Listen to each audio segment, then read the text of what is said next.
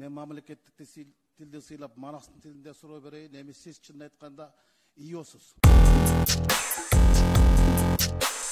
Чыныбекович Мамбековда даярдансын Жанар Кубанычович. Рахмат, Мирлан Сакбович. Артем Эдуардович, эми сиз Пушкиндин тилинде, Путиндин тилинде жакшы баяндама жасадыңыз. Мен мамлекеттик тилди сыйлап, Манастын тилинде суроо берейин. Эми сиз чынын айтканда ийосуз. Ийо деген ал орусча, исполняющий обязанность, кыргызча илин отурат деген сөз. Мындайча айтканда убактылуу өкмөт башчысыбы же уусун алып койсом бактылуу өкмөт башчысыбы аны убакыт көргөзөр. Мен эми бюджет деген бул орусча бюджет, кыргызча бюджет. Ошо бүт жеген бюджет боюнча суроо берейин. Академия наука 300 миллион сом каралды. Кайсы жактан каралды?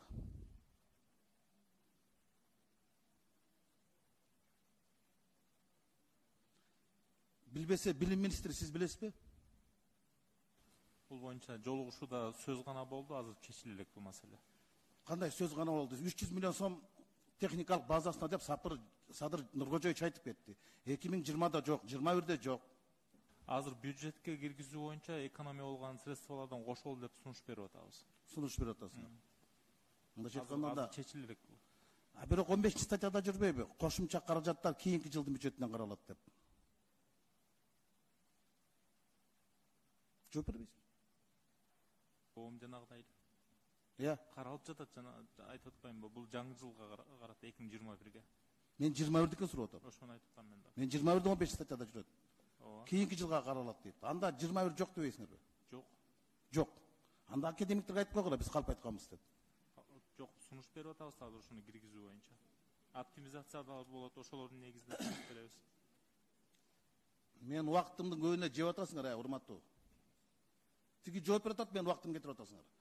Экинчи суроо, жанагы 1 миллиард 200 миллион карадыңар да, насия алгандардан, кредит алгандардан февралга чейин кайсы жактан карадыңар?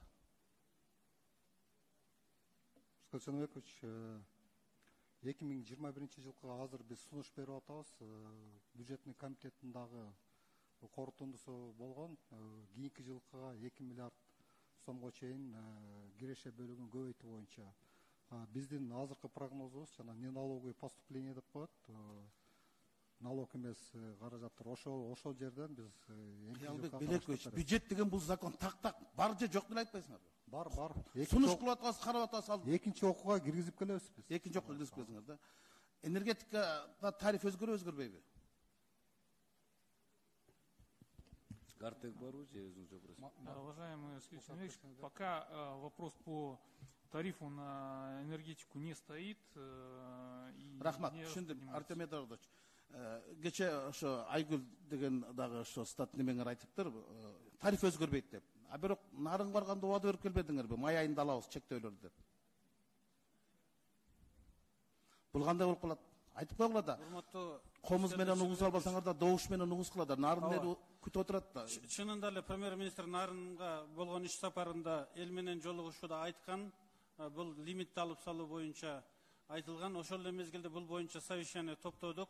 Бул жерде мына Гартектин эмеси башчысы да турат.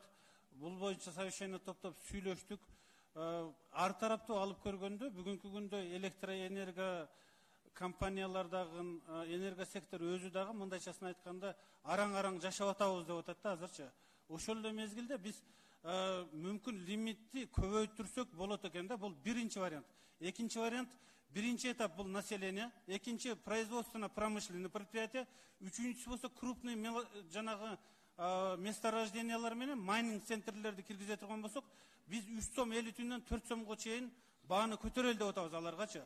Ошонун негизинде Кудай буйруса биз бул бардыгын выравнивать этип алат экенбиз. Бул бир. Экинчи маселе, Каракөл ГЭСин куруу боюнча биз бүгүнкү күндө бардык проекттер, технико-экономический обоснованиялар дайын. Муну Кудай буйруса өкмөт өзүнүн күчү менен баштайбыз. Андан сырткары биз дагы бир амбициозный планды коюп атабыз астыга. Мына Камбар-Ата ГЭСи боюнча муну жанагы статус национальный деген статусту берип, улуттук деген статусту берип туруп, Кудай буйруса, эгер бюджетке ошо заложить этсек, жанагы жолун, инфраструктурасын быйыл баштап кое турган болсок, Кудай буйруса, дүйнөгө мындайчасын айтканда, бүгүнкү заманбап технологиялардын артынан дүйнөдөгү инвесторлорду чакырып, Кудай буйруса, ошол Камбар-Ата бирди дагы кура турган болсок, касса бирди дагы биз ушуну менен ушунун алкагында полностью алып кетсек болот экен. Плюс чакан кестерди Кудай буйрса кура баштайбыз. Рахмат. Муштуда эле мени ишендирип койдуңуз, эми ГЭСти кантип курабыз билбейм, тест курабыздын баары камалып кетти го. Бул эми ушундай экен да, өкмөт силер кепилдик бересиңер, биз бекитип беребиз. 5 өкмөт келди, кепилдик берди, 5 тең кубаланып кетти. Силер 6-чы өкмөтсүңөр. Азыр силер да убада берип атасыңар. Эгерде силер ушул планды 1-чи кварталда аткара албай калсаңар, отставкага кетесиңерби? 10 секунд.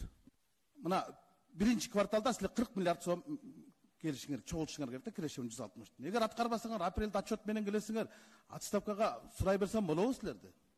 Кепилдик берип коелочу, биз бекитип берейик. Уважаемый Раскельдыч Шенебекович, вы знаете, что на 10 число назначены выборы президента Крымской Республики. На сегодняшний день премьер-министр приостановил свои полномочия для того, чтобы пойти на выборы без использования административного ресурса. Поэтому, соответственно, уже после выборов правительство придет с отчетом, и уже вы будете принимать решение, выполнило правительство те задачи и программы, которые оно поставило перед собой, или не выполнило. То есть все будет в ваших руках. Рахмат.